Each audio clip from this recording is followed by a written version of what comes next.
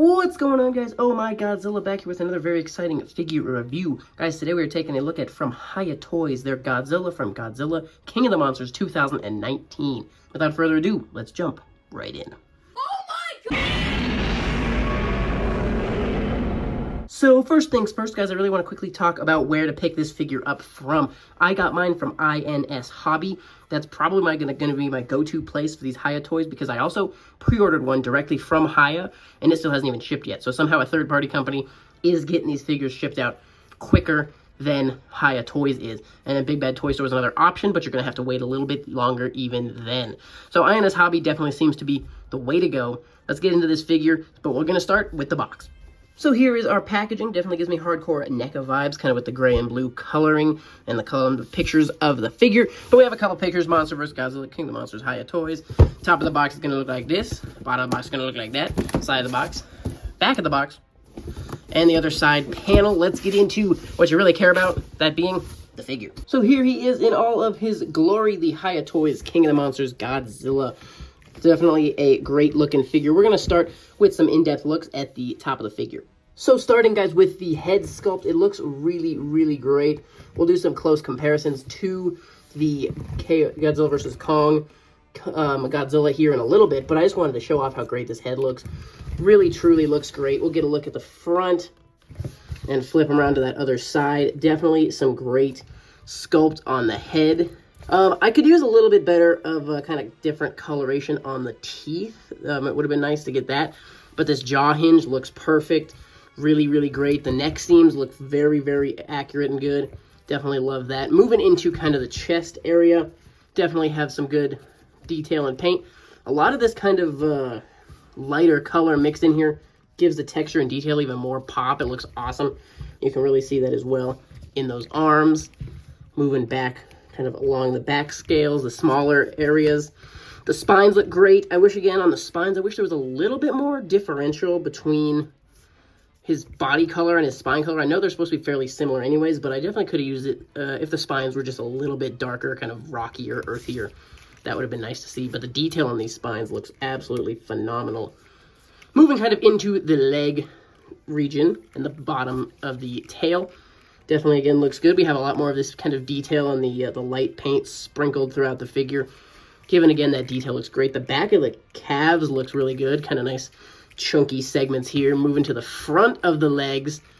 Looks great. The shins are good. Knees are fine. Moving into kind of the crotchal area. Looks good as well. Checking out the arms. Both sides of the arms. Both kind of the front side and the inside of the arms. Gonna look great. We kind of got a little lazy with some detailing and whatnot on the inside of this hand here. But not too bad. And again, the claws, both toe and hand, I could have used a little bit more darker paint to kind of give them more of just a blacker look than the rest of the figure. But the detail, especially on this big toe claw, looks really great. I'm definitely loving what we're seeing detail-wise on this figure. Guys, checking out the tail segments look very good. Spines, again, look really nice. Love how jagged and edgy they are. And they're very sturdy and hard. Like, these don't really have much. You can kind of get some sideways bend at them, but if you push directly into them, they are pretty pokey. Moving down to the tail. Tail feels like it's maybe a tiny bit shorter than it could be, but by no means is it something that I'm going to really complain about. Just something worth noting. So it definitely looks great, guys. Paint and detail, both are going to be awesome. They definitely have a, maybe, not a 10 out of 10 on either. But detail's actually maybe up there, but paint could use a tiny bit more improvement. I also really like the top of the head. Nice little detail in there, giving him a total reptilian. Awesome look there. Getting a look at the front on is going to be a little hard. The eyes are pretty small, and the camera's having a little trouble really focusing in on him. But if you tilt him at a little bit of an angle, he looks great. Detail on the inside of the mouth. We get a little bit there. Roof of the mouth, we also have some detail. If the camera will take a peek ski, yeah, I can kind of see some of that detail there. Some detail on kind of the sides of his inside of the mouth as well. And guys, I really wish the camera would pick up a little bit better how cool these eyes look. It's making them look a little bit... They look awesome in person. Trust me. You got to trust me on that. They look awesome in person. Guys, checking out our articulation is what I'm going to take a look at next. Obviously, we do have the jaw, open, closed mouth. get a pretty good range. And then we're going to have, the head's going to be in a couple segments. So our first chunk of detail, or articulation, excuse me, is going to be right here. We get a little bit, some good side to side as well, up, down, not really. And it can kind of rotate here a little bit too. Moving down one segment, you get good side to side on this second segment. Let me kind of pull him sideways so you can see that good. That's just off of that second segment moving. Good side to side, better up and down.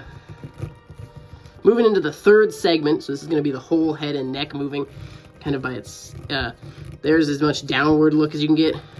Good upward look. Definitely excited to see what they're going to do with that kind of atomic version where he can do the straight up atomic breath blast into the sky. And then there's kind of your full side with the whole neck, full other side with the whole neck. So good range of motion on the neck and head overall. Moving down into our arms, we do have some up and down on the shoulder, kind of forward and backward a little bit less. But it is on a ball joint, so you can get good swivel out of it. Looks like you can go 360. Then moving into the elbow, you get some bend, point, and some spinach as well on that. Looks like we can go 360 there. Moving into the wrist articulation, easy 360 on the wrist, and some, not as much as I thought, kind of bend here. Definitely a little less than I thought we would have, but enough that it's not an issue. So great poseability on the arms. You can really get any pose you want. Moving into the midsection, we do have a piece of articulation right here. It's pretty tight, but it can kind of go from this side to that side. Good enough for me. I don't really like to move my Godzilla torso too much anyways. So nice to know that that is there. Next piece of articulation we're going to check out is the leg. Good 360 movement on the thigh here. Nice in and out as well. So you get good movement on the thigh, really poseable there. Kind of straddle the horse there, or come a little bit closer in with those legs. Moving into the knee, guys, we have a couple pieces here. We kind of have the top piece of the knee and the bottom piece of the knee, but they're going to kind of work together. So there's your knee bend, straight leg. That's about as much bend as you'll get out of it. And then we do have a little bit of side to side on it. Just not too much, though. And then the foot, we're going to get, I don't feel too comfortable pushing it much more than that, but you could probably force it 360 if you wanted to. And then we get a little bit of point and bending, a little bit, just not a ton, but a little bit is there.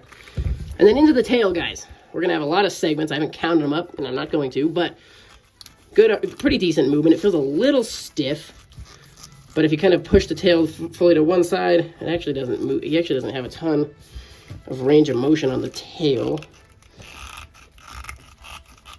Just because I don't feel too comfortable bending it much more than that. So there's going to be kind of the tail articulation. And then the very, very tip of the tail doesn't really seem to be a wire in there. Not overly, but you can get a little bit of movement out of this last segment. The last segment is this whole chunk.